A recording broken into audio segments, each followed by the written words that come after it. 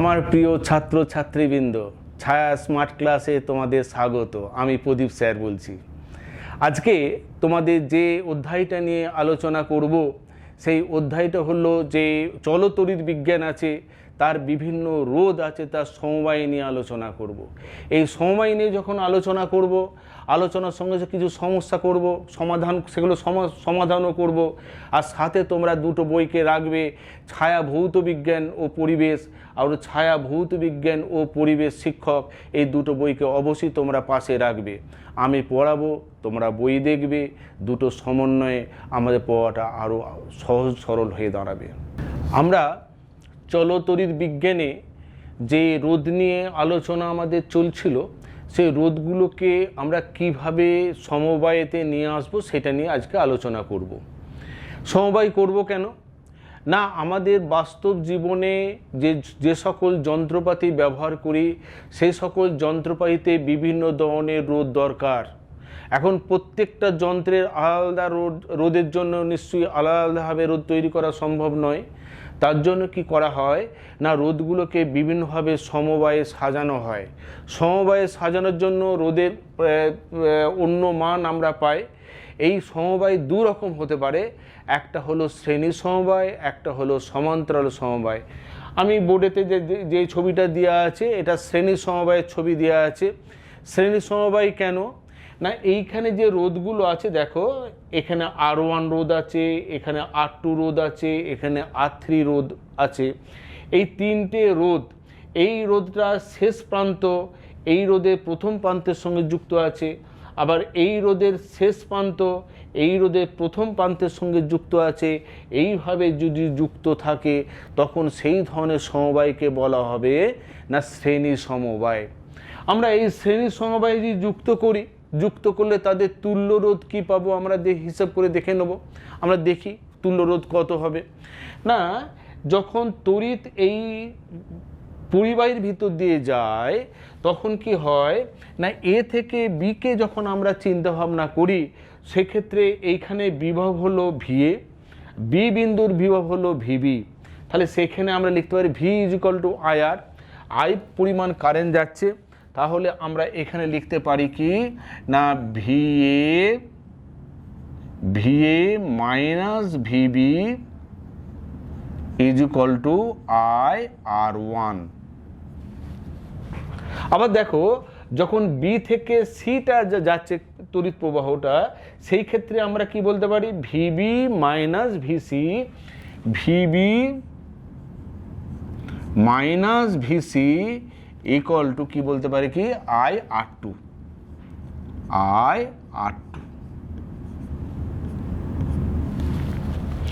অনুরূপভাবে যখন সি থেকে ডিতে যাবে সেক্ষেত্রে আমরা কি লিখব না VC minus VD, VC minus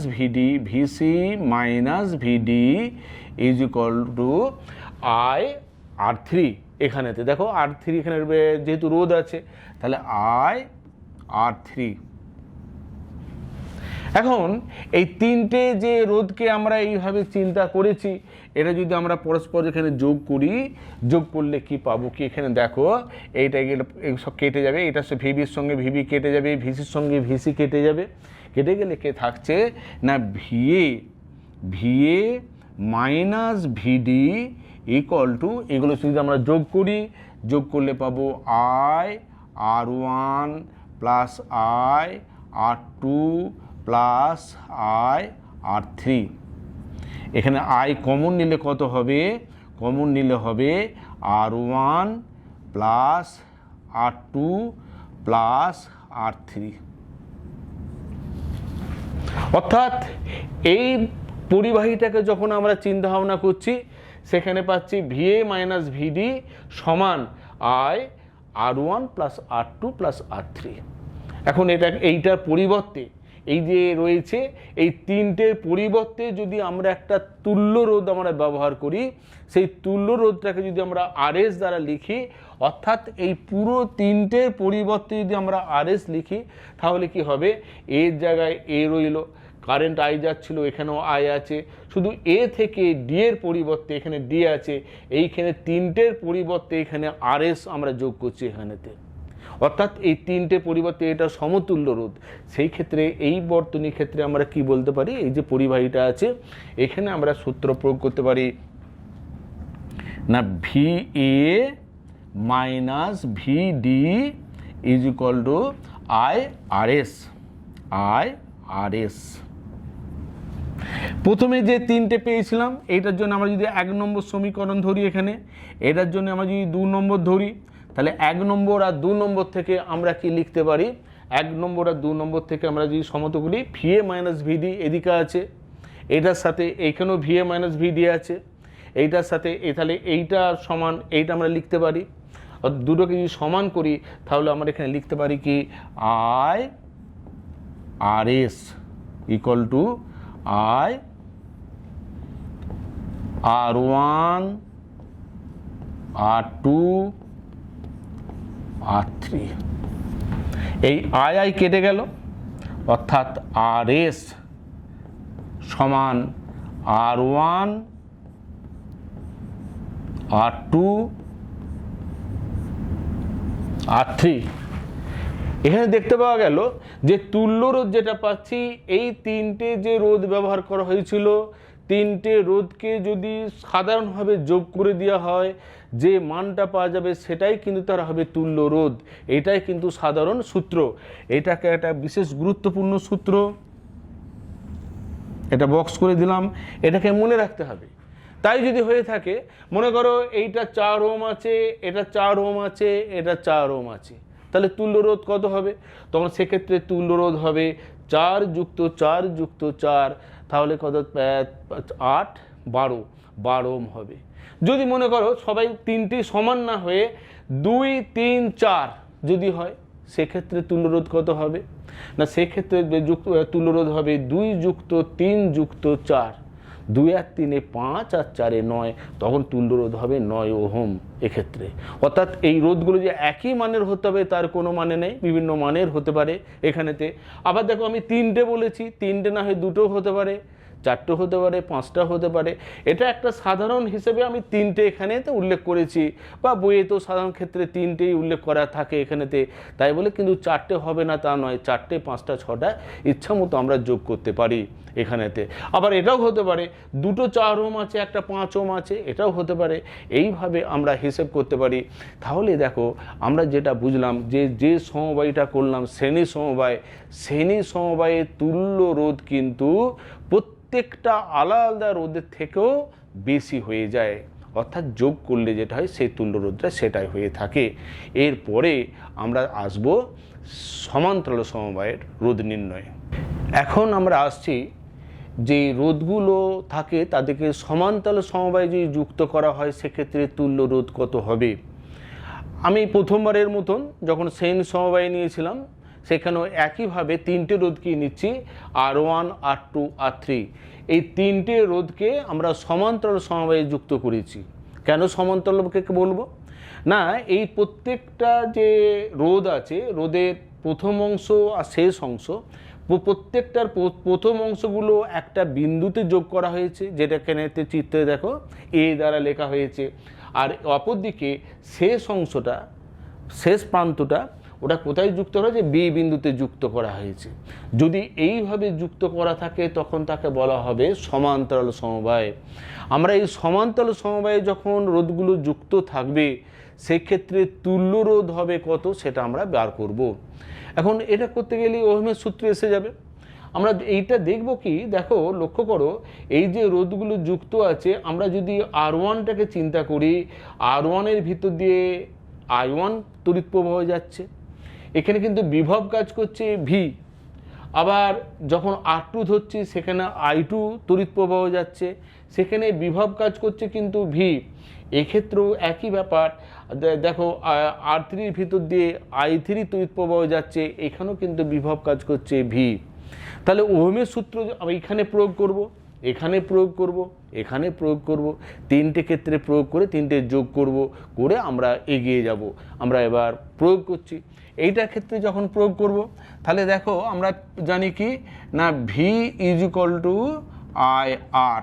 এখান থেকে আমরা তাহলে বলতে পারি I = V/R। এইটাকে আমরা প্রয়োগ করব। I = V/R, এইটাকে আমরা প্রয়োগ করব।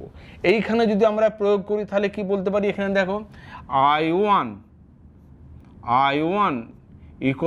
= একই বিভব কাজ করছে দুটো A আর B বিন্দুর মধ্যে, তাহলে V/R1।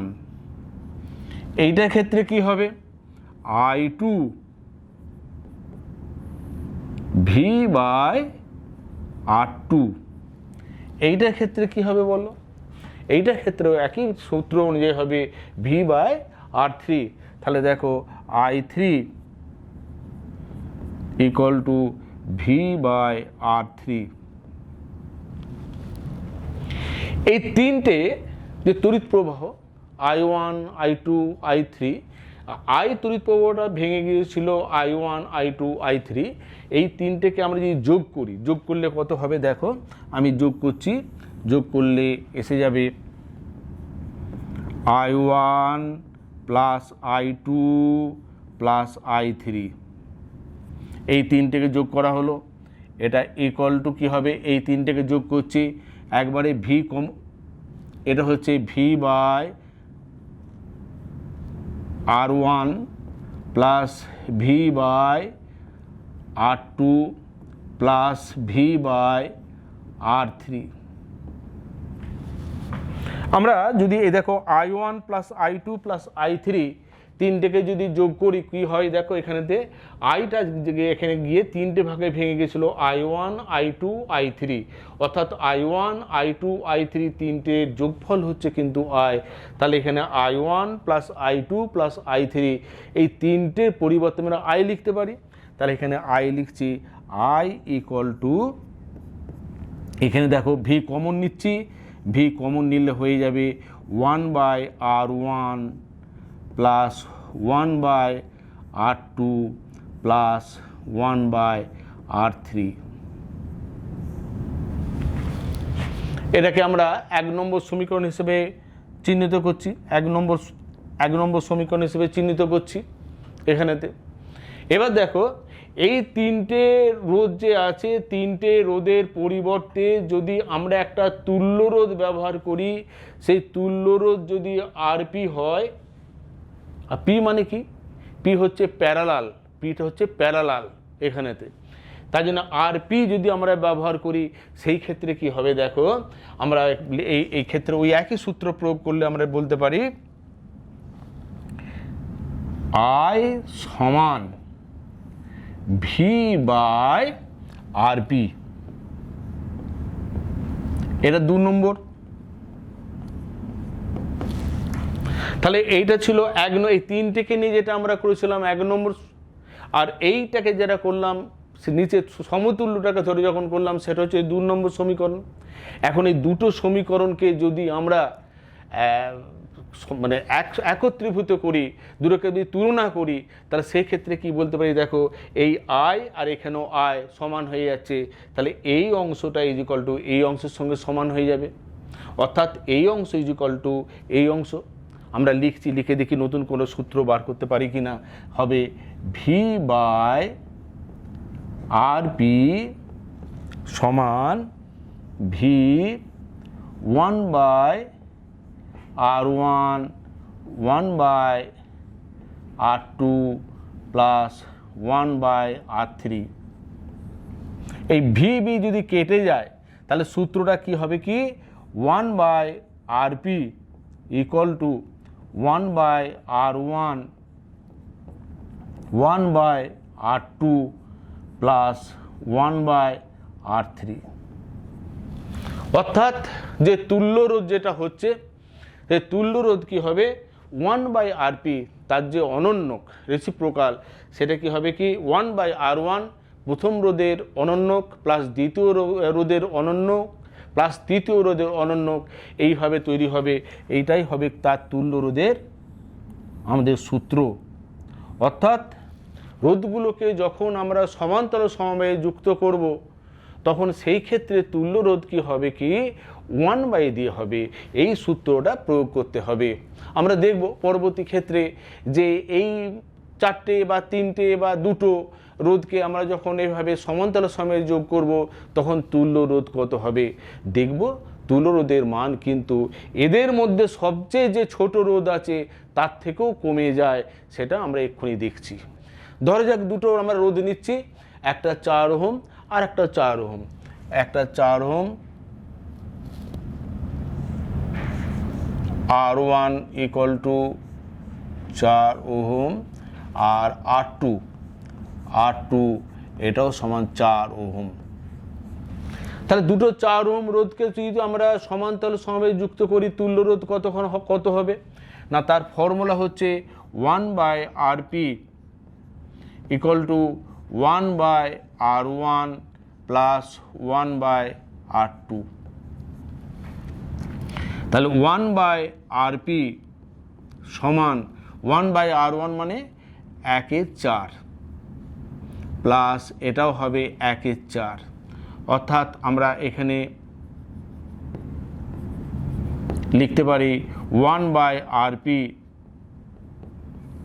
4 লসাগু হলো 1 যুক্ত 1 অর্থাৎ 2 যুক্ত 4, আরও কাটাকাটি হলো 1/2 বা 1/Rp 1/2 বা Rp সমান 2। লক্ষ্য করো এই যে তুল্য রোধ যেটা আমরা পেলাম, তুল্য রোধ কত হলো না 2 হলো, 2 ওহম।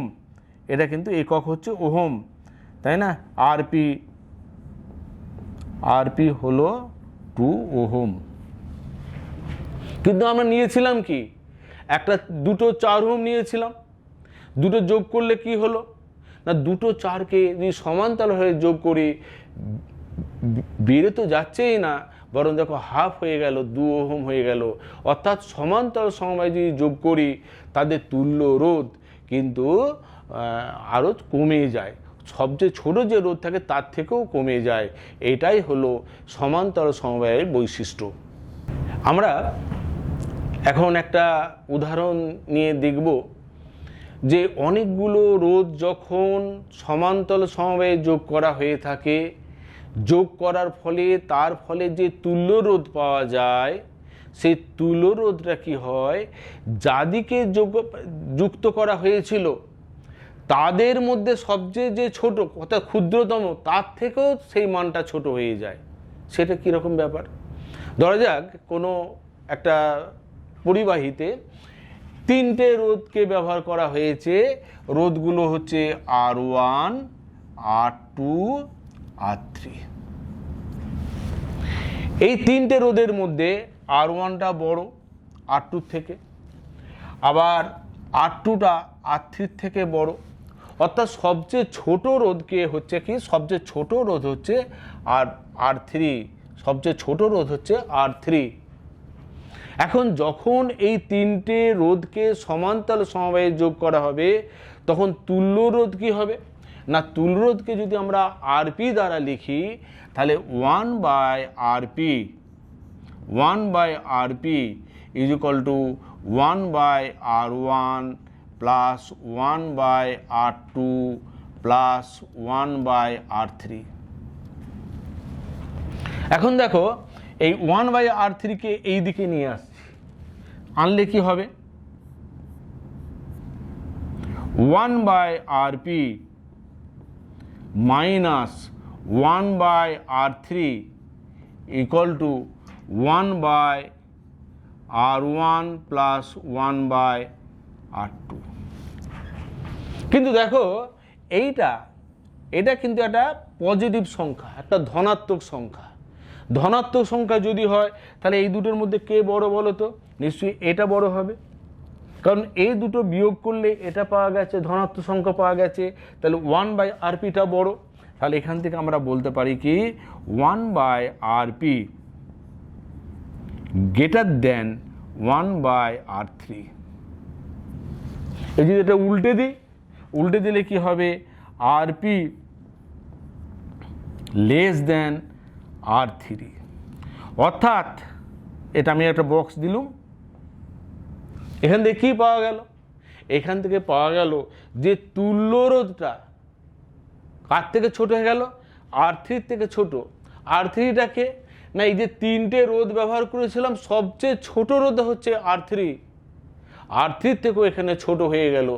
অর্থাৎ আমরা এখান থেকে একটা জিনিস সিদ্ধান্ত আসতে পারি যে যখন রোধগুলোকে সমান্তরাল সমবায়ে যোগ করা হবে তখন তাদের তুল্য রোধের মান হবে কি সেই যে রোধগুলোকে যোগ করা হয়েছিল তাদের মধ্যে সবচেয়ে ছোট যে রোধ তার থেকেও ছোট হয়ে যাবে। আমাদের যখন রোধ দরকার হবে, যখন হয়তো 3টে 4টে 5টা রোধ দেওয়া হয়েছে, আমাদেরকে বেশি রোধ দরকার, তাহলে তখন আমরা কীভাবে যোগ করবো বলো তো? ভাবো। ঠিকই, আমরা তখন শ্রেণী সমবায়ে যোগ করব।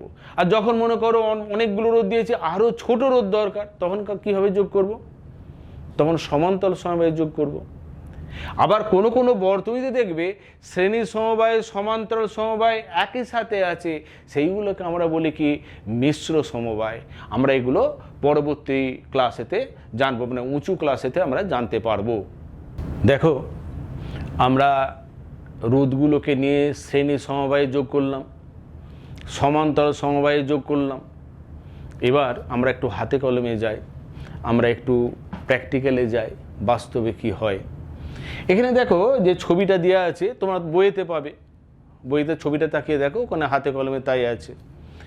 সেখান থেকে ছবিটা আমি দিয়েছি এখানেতে দুটো ব্যাটারি আছে, ব্যাটারির সঙ্গে দুটো বাল্ব লাগানো আছে। বাল্বে কি থাকে? বাল্বের ভেতরে কিন্তু এই যে ফিলামেন্ট আছে, ফিলামেন্টটা আসলে কি বলো তো? ওটা হচ্ছে রোধ। অর্থাৎ আমি এখানে বলতে পারি এই যে বর্তনীটা আছে, বর্তনী কেন বলছি না, ব্যাটারির সঙ্গে প্লাস মাইনাস যোগ করে যে তার যে যোগ করা হয়ে থাকে তখন তাকে বর্তনী বলা হয়। সেই তারের সঙ্গে যে সমস্ত জিনিসগুলো আমরা যোগ করি, রোধ থেকে শুরু করে যাবতীয় জিনিস, সুইচ, এসব যদি যোগ করি তখন তাকে বর্তনী বলে। তাহলে এটা একটা বর্তনী। এখানে দুটো রোধ আছে, দেখো একটা রোধ আছে, একটা রোধ আছে। তোমরা বাল্ব দেখতে পাচ্ছ, কিন্তু বাল্ব আসলে কি বলো তো? রোধ এখানেতে। এখন এই যে রোধ আছে বা বাল্ব আছে, এটা কিভাবে যুক্ত করা আছে? দেখো, পাশাপাশি যোগ করা আছে। পাশাপাশি যোগ করা মানে কি কি সমবায় কিছুক্ষণ আগে আমরা আলোচনা করেছি, তোমরা জেনেছো, সেটা হচ্ছে শ্রেণী সমবায়। শ্রেণী সমবায়ে যোগ করলে কি হবে না, শ্রেণী সমবায়ে যোগ করলে তার রোধ বেড়ে যাবে, এটা আমরা জানি। সেটা আমরা হাতে নাতে দেখবো সত্যি কি রোধ বেড়ে যাচ্ছে। আবার এখানে এই ছবিটা তাকিয়ে দেখো, এখান থেকে ব্যাটারি থেকে যাচ্ছে, এই যে এখানে ব্যাটারি পজিটিভ থেকে তার বেরিয়েছে, তড়িৎ প্রবাহ এদিকে বেরোচ্ছে, পজিটিভ থেকে এসে নেগেটিভ দিয়ে ব্যাটারি সুইচ দিয়ে আসছে, এসে আবার ব্যাটারি নেগেটিভ প্রান্তের সঙ্গে যুক্ত হচ্ছে। এখানেও একইভাবে ছিল, পজিটিভ থেকে বের হয়েছে, হওয়ার পরেতে বাল্বের ভিতর দিয়ে হয়ে সুইচ থেকে আবার ব্যাটারির ভেতরে প্রবেশ করেছে। এখন এই যে সমবায়টা রয়েছে, এটা হচ্ছে সমান্তরাল সমবায়। এক্ষেত্রে কি হয় বলো তো? রোধের মানটা কমে যায়, রোধের মানটা কমে যায়। তাহলে কি হয়? এইখানে রোধ যদি বেড়ে যায় তাহলে তড়িৎ প্রবাহ তো কমে যাবে। আর এইখানে যখন যোগ করা হচ্ছে তখন একই ব্যাটারি আছে, তাহলে এখানে কি হচ্ছে বলো তো? এখানে আমাদের রোধের মানটা কমে যাচ্ছে। রোধের মানটা যদি কমে যায় সেক্ষেত্রে দেখা যাবে কি এইখানে বাল্বটা অনেকটা বেশি উজ্জ্বল হয়ে জ্বলছে, এখানে অনেকটা বেশি উজ্জ্বল হয়ে জ্বলছে। এইখানে যে আলোতে জ্বলছিল, যে জ্যোতি ছিল, যে দ্যুতি ছিল, তার থেকে কিন্তু এখানে অনেকটা কমে গেল এখানেতে। অর্থাৎ আমরা হাতে নাতে প্রমাণ করলাম যে আমরা শ্রেণী সমবায়ে যখন যোগ করি বা সমান্তরাল সমবায়ে যখন যোগ করি, সমান্তরালে করলে তার এখানে জ্যোতিটা বা দ্যুতিটা বেশি হয়ে থাকে। ভৌত বিজ্ঞানের বিভিন্ন টপিকগুলোর ওপর ভিডিওগুলো দেখার জন্য ছায়া প্রকাশনীর ইউটিউব চ্যানেল সাবস্ক্রাইব করো। যদি ভালো লাগে তাহলে লাইক ও শেয়ার করো। নতুন নতুন ভিডিওগুলোর নোটিফিকেশান পেতে বেল আইকনে ক্লিক করো।